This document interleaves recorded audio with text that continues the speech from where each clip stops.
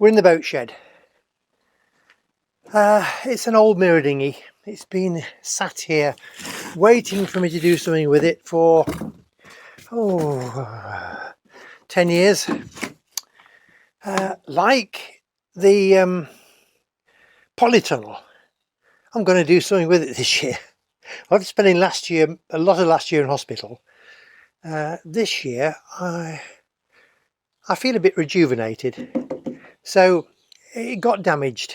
There's a hole here, goes through to the inside. It's been neglected a lot. It needs badly paint. Inside's awful. It's varnished inside and it's a right mess. It wants cleaning up, and it'll have to be cleaned up and painted.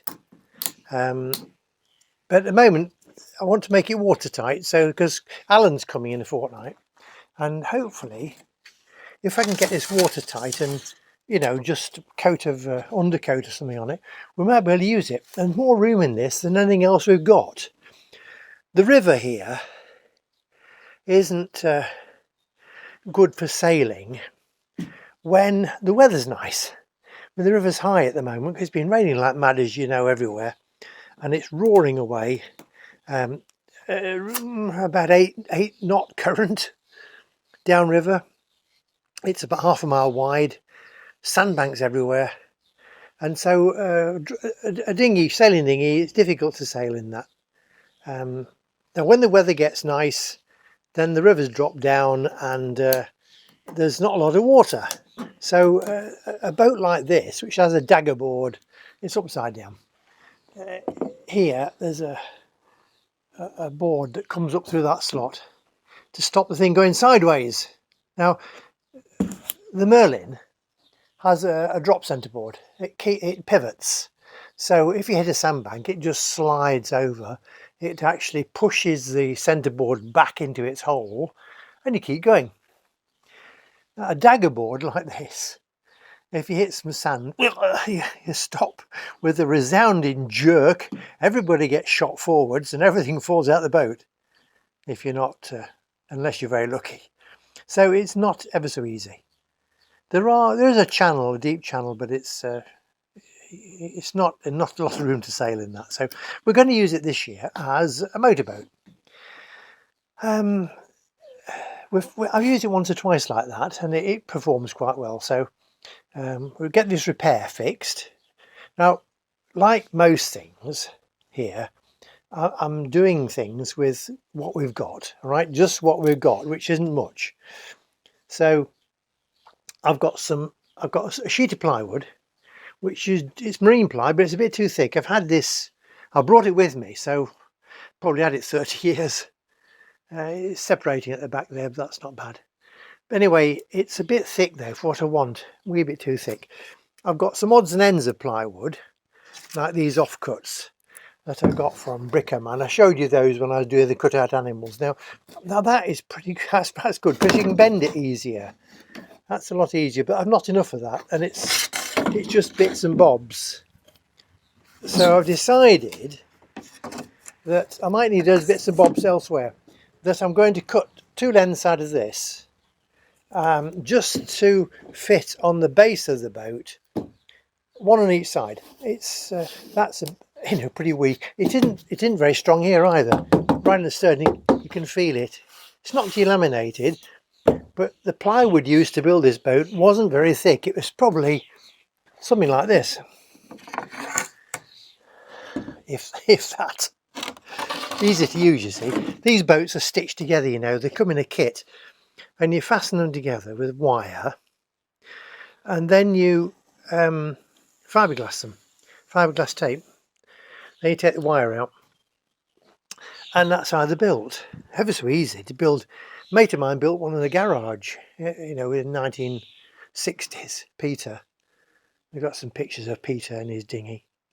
So I've cut a template, bit of cardboard, and I'm going to put this down so I can talk to you and show you a bit more.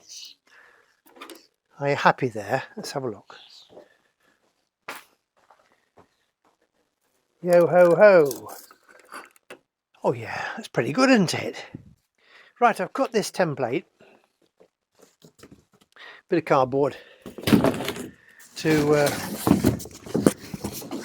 so it's easier to cut. That bit of plywood's pretty thick, you know, so it's going to be a job cutting it. I'll have to cut it with a jigsaw. And then hopefully I'm going to try the other side. See, hopefully if I turn it over, if this boat was built, you know, the same each side, this should fit this side. So I should have a pattern for this side as well. Yeah, it's not bad. Not bad. Bit of overhanging places. Yeah, it's not bad. That'll do. So I can cut 2 pieces. Plus that bit added on. Whoops. And then that's the main part of the underneath protected. Because where the river where we go, the Vienne, which is a lot prettier river than the Loire, it's quieter, doesn't run so fast. There's a lot of rocks in it, so we've used the plastic canoe. I'll show you that in a second. Oh, well, I'll show you some pictures of that while we're when I'm doing the video. I'll dig out some pictures of the plastic canoe in the Vienne. It's a Huron, an Indian canoe, 3-person one. And I've rigged it up to be electric powered. And the other one is a rubber boat. Well, neither of those are really hurt by an odd rock or two, but this is. Hit a rock with this, especially if you're going with the current, it'll put a hole straight through it. And then glug, glug, glug. So, when I've done this, depending on how difficult or easy it is that I'm doing, I might just put 1 or 2 more patches further forward just to give it a bit more protection. I mean, that plywood I'm putting on here, you could hit a rock with it and it won't go through it, which might be a good idea.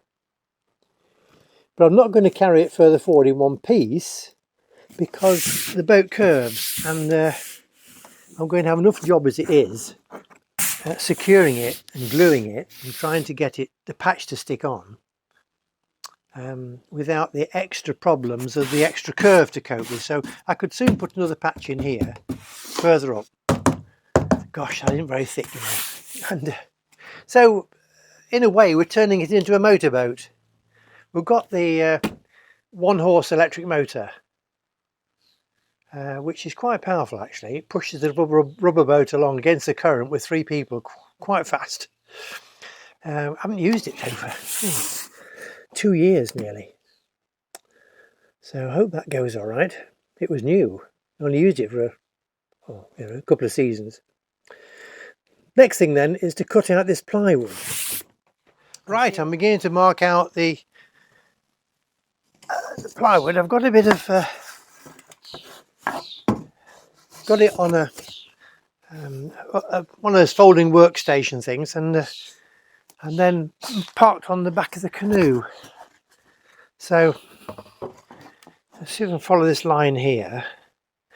If it's not quite accurate, I can soon chop a bit off. Oh, we've got a good line there.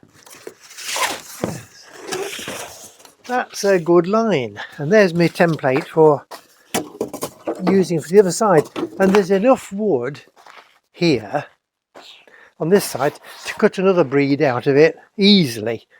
And then there's some spare bits at the end. I'm glad we're not going right up to the curve over the front. Okay, jigsaw. Now then,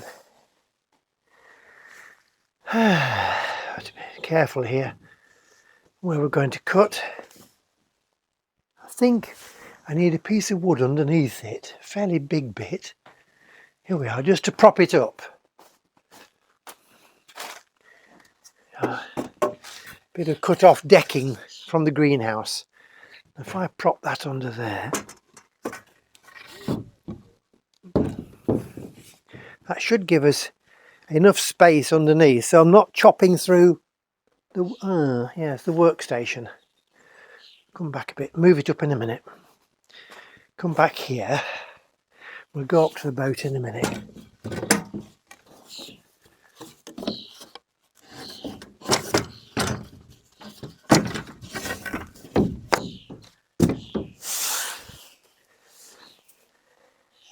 have plenty of room there. Just to one side. It's too wet at the moment in the garden to do anything, lawn cutting or everything's saturated with all this rain we've been having. Leave the clothes prop here because the line comes down. It tends to try and decapitate you if you walk under it. This one isn't too bad. Right, let's give it a go. The moment of truth. We've finished cutting that bit out. Let's see if it fits. Right, it's only as heavy as the boat.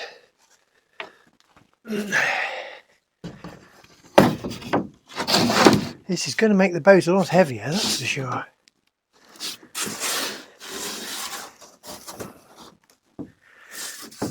Wonderful. Yeah. We can sand that down.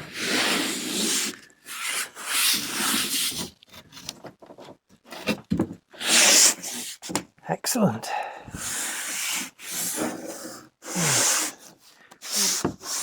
Gosh, I'm not going to fasten that down there, onto there. Bloody hell. Oh well, we'll have to see. When we'll screw it down, then we might need to put some bottom boards in it or something if the screws come up through the bottom. But I think it's worth it. Well, if we don't do this, the thing's not going to be any good at all. So I've sanded the bottom. It's been sanded for ages. I think we might as well find some screws and give it a go. On the edges, on the inside mud, I'm going to use some fiberglass filler.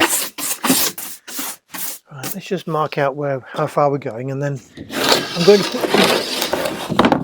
we're going to use epoxy this time. See how we get on with it. This is the stuff I got from the local DIY shop. It's all he got. I dropped it. It's been lobbed on its side ever since in case it leaks. So, right, we've got a brush and I've got some gloves. I do watch a lot of YouTube when I get a minute. Normally in the afternoon when I'm worn out. Oh, we'll get short of these. Need some more of these. And I watch a lot that Ship Happens, where that couple are doing up that big ex-naval launch, and she's always on about putting 2 pairs of gloves on when you're doing epoxy. So if you have to take a pair of gloves off or anything, you've still got a clean underneath. It sounds good sense, but trouble is, this is my last two gloves. Oh dear. I know they use epoxy with thickener in it, and I haven't got any of that. And I haven't got the money to spare really on lots of expensive epoxy things. I've got to make this work without spending hardly any money. So see how we go. Oh, that's it, that's out of there. Oh yes, I see. This one, you need a screwdriver to open it. Okay, I found a screwdriver. Hey presto, I found a little jar to measure things with. I think that could be accurate enough. And I've got the drill with a bit attached for putting screws in ready. I think we could probably enough to do on here with the other stuff with it. Very liquidy. Right. 1, 2,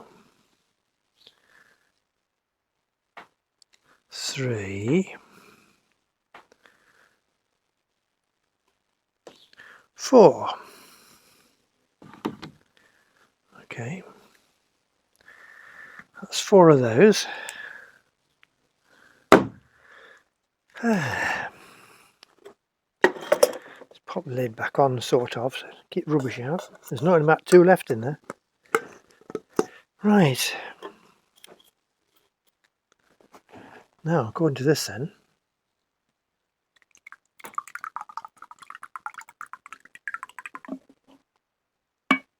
one,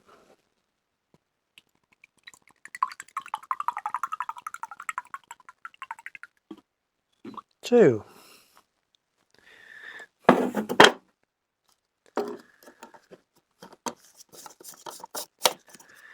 Right, let's see how we go with this. Diddly do, diddly do. This isn't like this. You see it on the telly, on the YouTube. It's nothing like what they've got. I know they've got this stuff that they use especially for boats and that, but our DIY shop hadn't got that. They'd only got this. Anyway, it's as if the thing's staying in the water forever. I mean, it's only going to go for a 2 or 3 hour run and then come out and sit in under the shed here and then go again another day and that kind of thing. So it's not going to be under huge... it's just going to keep the water out, keep us afloat. That's what I want. It looks well mixed. I can't see any shadows in it now. Ain't got much volume to it though. I've got some sawdust, you know, hanging around.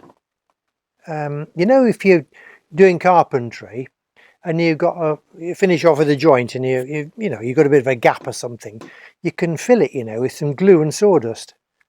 And if it's the sawdust from the wood you're using, then if it's dense enough, time you finish, you can't really tell there's a gap. I wonder if that would thicken it up and it would give it something to bite to, because at the moment, look, it's just a runny liquid. There's nothing to actually join the two together. A bit of sawdust wouldn't hurt. Here we are. There's a nice what's it of sawdust. Look now, it's raining. I can hear it. I got lots of this from when I was chopping all the wood down for making those fitments for the polytunnel. Right, I reckon this could be worth trying. Well, that ain't going to... There's nothing to stick to. Yeah, go on, stick him in, give it a go. I don't think it needs much. It's like that thickening stuff they put in the poly stuff when the... Oh yeah. We need something to thicken it up a bit. It's like Ruth uses corn flour in her cooking.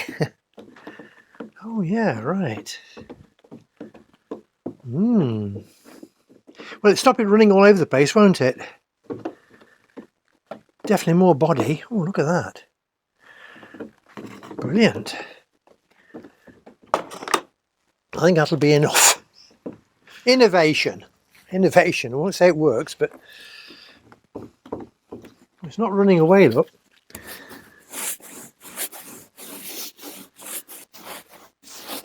I was never very good at painting, you know. My wife won't let me near a paintbrush because she says the only person she knows who can get runs in non-drip paint.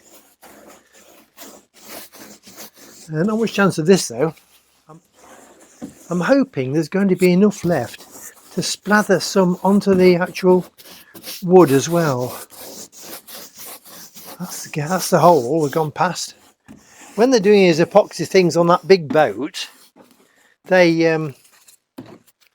you can see them. They get clamps and it squashes it out. Got to have a job squashing this out. There's not enough of it, is there? Oh.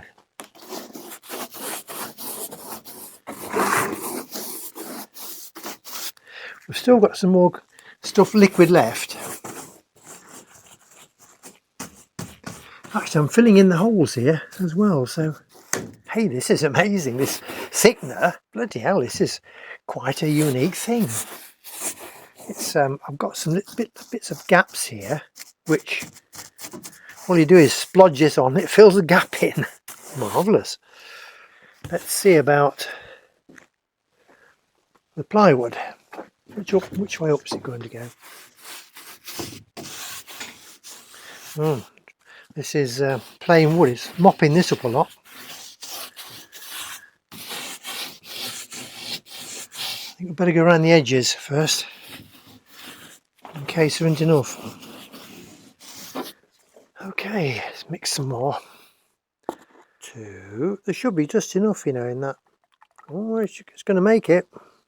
I've got 2 and a bit and 1 and a bit of the liquid. You know, epoxy and sawdust is a damn good idea. Yeah. No, we're going to put a bit more in because, yeah, it needs to, you know, it needs the contact to stick. And it needs some body. I can see why they use the thickener, because it needs some body between the two things that you're sticking together to actually hold them together. Oh, a bit over the top here. Let's see how we go with that. You know, I think this could be, with some more epoxy, this could be the right thickness to give us a, you know, something solid between the two materials to hold it together. That was an interesting experiment. That's extra thick. Yeah. Well, we shall see tomorrow whether the whole thing lifts off, or whether in fact it's glued.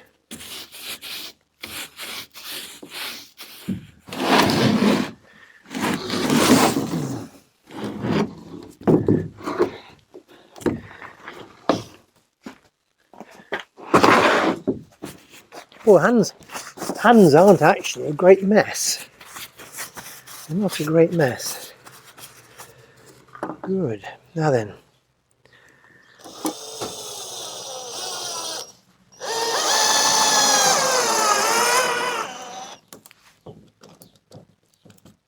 Well, it's in. To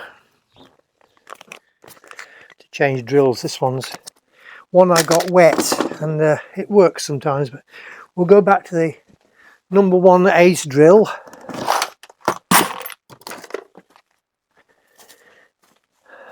This one. Right, brought it with me. Had it 20 years. I bought it from a firm in Lincolnshire who used to sell car parts and stuff, and they had this on offer. It's battery powered, and wow, cracking thing. Very good. Got him. Got him. That's better. So this must be T10, but it's pretty bent.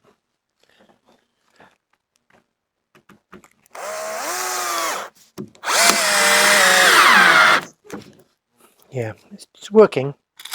Keep fingers crossed.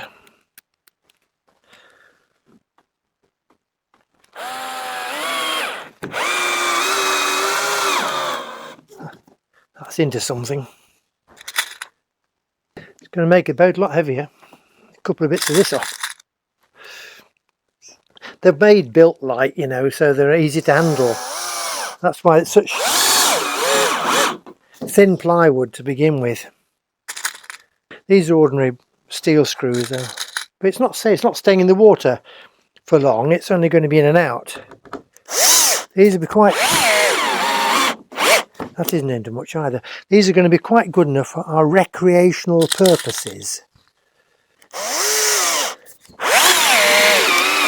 Well, that's into something. All right, let's put this one back in. Good. I've one in there.